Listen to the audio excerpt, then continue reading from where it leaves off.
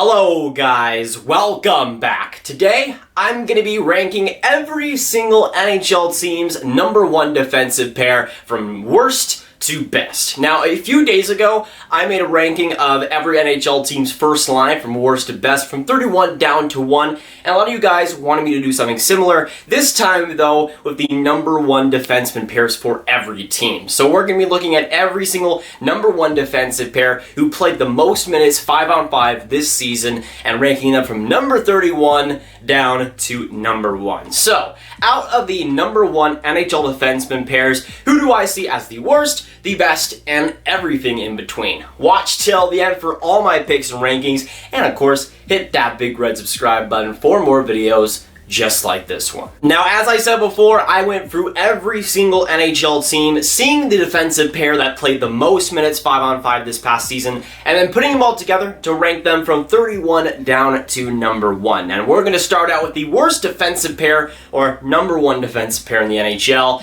And there was a couple of teams that were in contention for the last spot, but I think number 31 was a little bit clear-cut. That coming from the Buffalo Sabres, Jake McCabe, and Rasmus Ristolainen. Now, when it comes to this pairing, I'm really not a big fan of either. McCabe is an okay defenseman, and I think Ristolainen does have potential, but in his time in Buffalo so far, he has just not been an effective defenseman. Maybe on the power play, but everything else other than that, it's not really up to the level you'd want in one of the top picks when he was drafted. Then going on to number 30, I have from the New Jersey Devils, Damon Severson and PK Subban. Now, if this was 2 years ago, this would not be a bad pairing. Severson was coming off a great 2017 and 2018, and PK Subban was still one of the NHL's best defensemen. But since then, I've seen both defensemen regress pretty handily, especially Severson. I don't know what's going on with him, but this past season I was just not all too impressed, and of course PK Subban just not what he once was in his Montreal days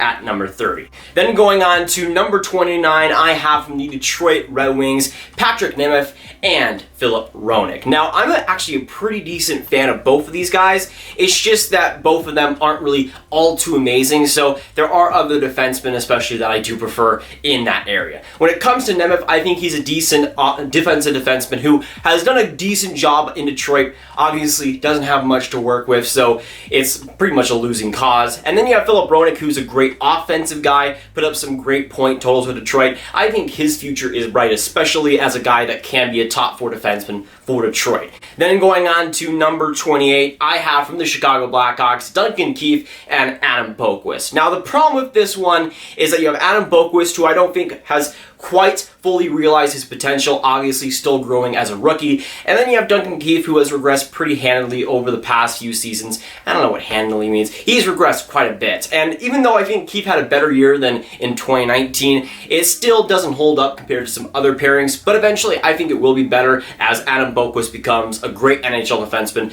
that I think he can be. Then going on to number 27, this is one that might seem a little bit low for some people, but to me, it is where they land. That from the LA Kings, you got Joakim Ryan and Drew Doughty. Now, if you've been on this channel for a while, this would not be too surprising. I'm not that big of a fan of Drew Doughty. I think he was great in the Cup wins, but since, I would say, 2017, he has just not been the defenseman that he once was, especially defensively, where I think he's regressed a ton lately. You have Joakim Ryan, who actually had an okay year. He wasn't that bad, but it's nothing special. And with Drew Doughty regressing quite a bit, I think this is where they should land. Then going on to number 26, this was easily the hardest one to pinpoint because you have one of the NHL's worst defensemen and one of the NHL's best. You have Mark-Edward Vlasic, and Erik Karlsson. Now, you guys know Erik Karlsson is one of my favorite players in the NHL, but even then, I would not say that his time in San Jose has been all too successful. I still think he's a great defenseman when healthy, but it's obvious right now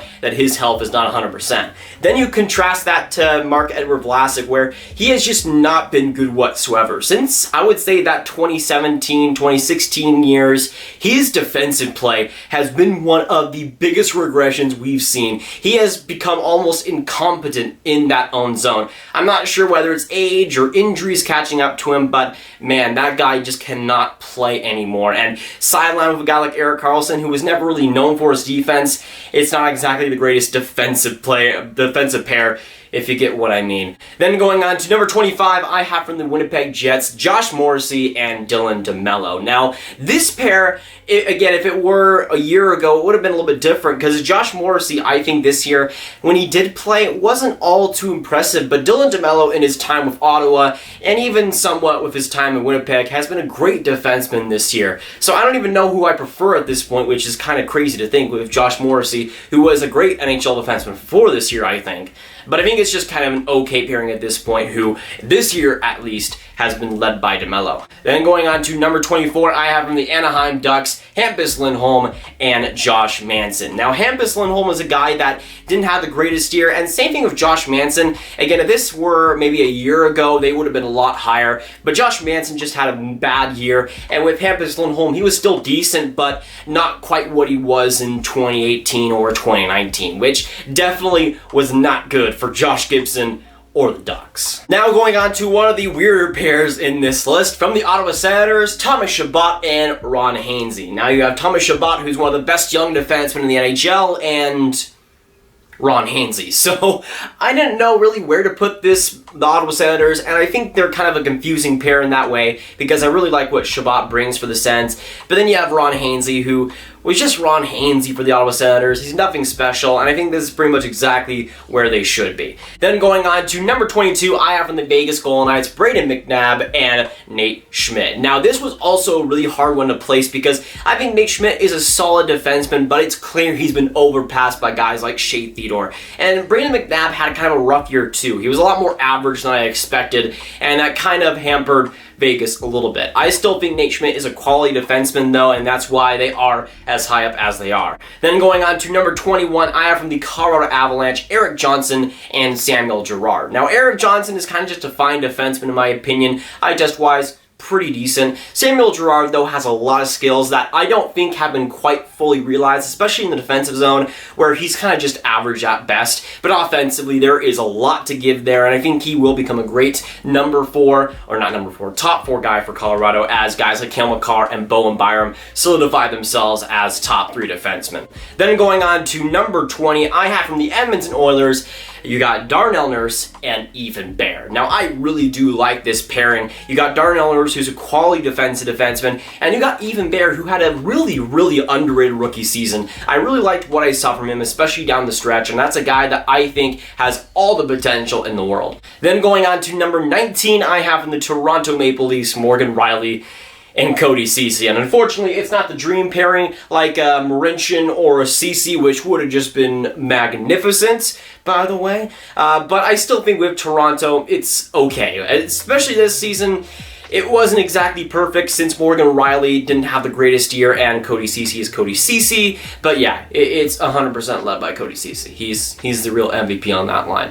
No question about it. Now going on to the next pairing, that is a great young defenseman with a guy who's been regressing quite a bit. Now going to the Arizona Coyotes and Jacob Chychrun with Alex Goligoski. Now, I'll be saying right now that I love both of these players, but with Goligoski, as I've expressed in the number 1 defenseman video, he got a lot of time on ice for the Coyotes this season and was really not all too good. But you got Jacob Chychrun, who I think is becoming one of the best young defensemen in the NHL, especially this season where I thought took so many strides in the right direction. So if he's paired with a better guy next year, expect Chychrun to be a lot higher in this list. Then going on to number 17, I have in the Philadelphia Flyers, Ivan Provorov and Matt Niskanen. And that number 1 defense pair for Philly has been rising up a lot higher, with Provorov having a much better year, I thought, and Niskanen actually playing pretty well for the Flyers this year. If that pair continues to gel going into the next season and continues to play the way they did, I think that line will probably be a lot higher too. Then going on to number 16, I have from the Pittsburgh Penguins,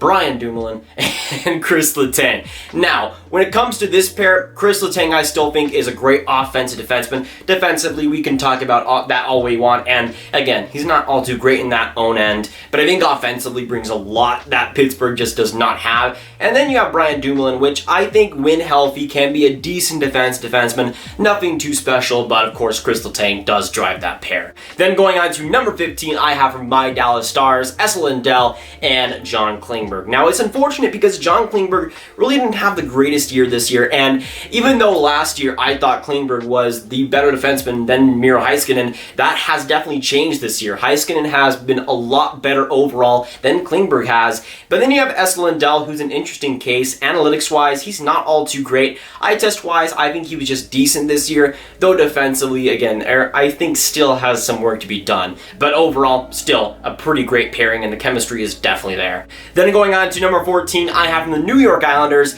Adam Pelech and Ryan Pulock. Now, don't get me wrong, besides Pulock, sometimes on the power play, this pairing does not bring too much offense. But I think defensively, both guys are quality defensemen, especially Pulock, who I think goes very underrated right now as a guy who can just shut down other teams. And with the age he is right now, seeming like a very great future young defenseman for the Islanders to have. Then going on to number 13, I have from the Montreal Canadiens, Ben Chiarot and Shea Weber. Now, Shea Weber, I still think is a quality defenseman, had a solid year. Ben Chiarot was kind of the opposite. I kind of criticized that contract, and he didn't really have the greatest year either. But I think this pairing has more potential next season. I think Chiarot will likely bounce back with some more rest, and I think Shea Weber will continue to be Shea Weber as long as he is healthy. Then going on to number 12, I have from the St. Louis Blues, Carl Gunnarsson and Alex Pietrangelo. And, you know, it's not like the Toronto pairing where Ceci just absolutely blows it out of the water and is the man on that pairing. I can't really say the same about Carl Gunnarsson. He's just a fine defenseman, but Alex Pietrangelo is why this pairing is so high. To me, he is a top 5 defenseman in the NHL right now, was so good during the playoffs, and as a Stars fan, I can attest to how good he can be in the right moments. Then going on to number 11, I have from the New York Rangers, Ryan Lindgren and Adam Fox. Now, on paper, the first pairing is the Trouba line, or the Trouba pairing, but this pairing got a lot more ice time throughout the season, and I think they deserve to be in the number 1 pairing for New York, as to be honest, it is far and away their best pairing.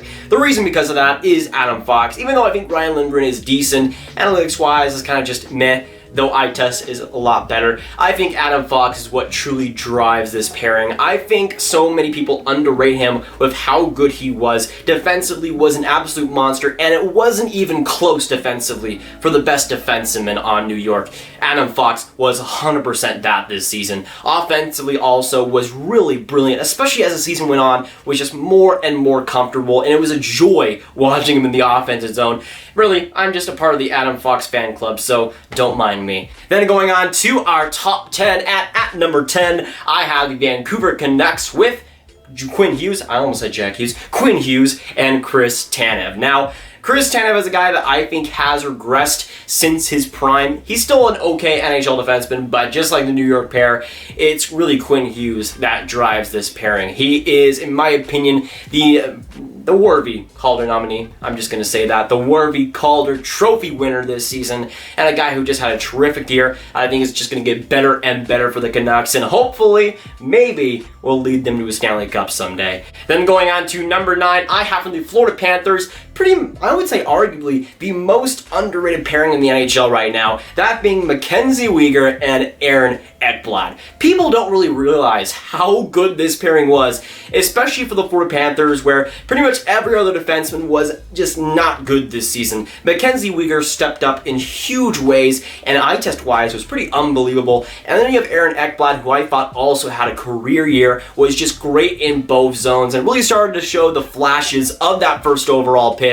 when he was drafted, which for Florida is really important to see. Then going on to number 8, I have from the Boston Bruins, the Zdeno Chara and Charlie McAvoy. Now, I think Chara still can provide some value, not so much in the offense, but I think he's still pretty decent defensively. But Charlie McAvoy is really what drives this pairing. To me, McAvoy is a guy that's just been so good at such a young age. This season didn't score many goals, and that's why some people think he sucks, but defensively was one of the best young defensemen out there, and offensively in terms of creating chances and driving up the rush was one of the best defensemen purely in the NHL this season. Now getting us inside the top 7, and at number 7 I have from the Tampa Bay Lightning, Victor Hedman and Jan Rutta. Now curiously, I thought Victor Hedman, hot take here, but I thought was the best defenseman on this pair. It was pretty close though, because of Jan Rutta, when he appeared on the Tampa Bay Lightning, I really liked his style, really liked his offensive game, and analytically as well, had some great results. So fine by me. I'm also going to stop this accent right now before it gets annoying. Now going on to number 6, I have from the Capitals, from the Calgary Flames, Mark Giordano and TJ Brodie. Now, this was a pairing that, when it comes to Giordano, kind of regressed a little bit compared to last year, but Brodie, I thought's made some big steps up. Obviously, with Giordano, he won the Norris Trophy last year. This year, had some regression, but I still think was one of the NHL's better defensemen. But then you have TJ Brodie, who I thought took some big steps up this year, especially defensively, where as the season wore on, was a lot better in his own end. Then going on to number 5, I have from the Washington Capitals, inside the top 5, Michael Kempny and John Carlson. Now, Kempny had a pretty rough year, all things considered.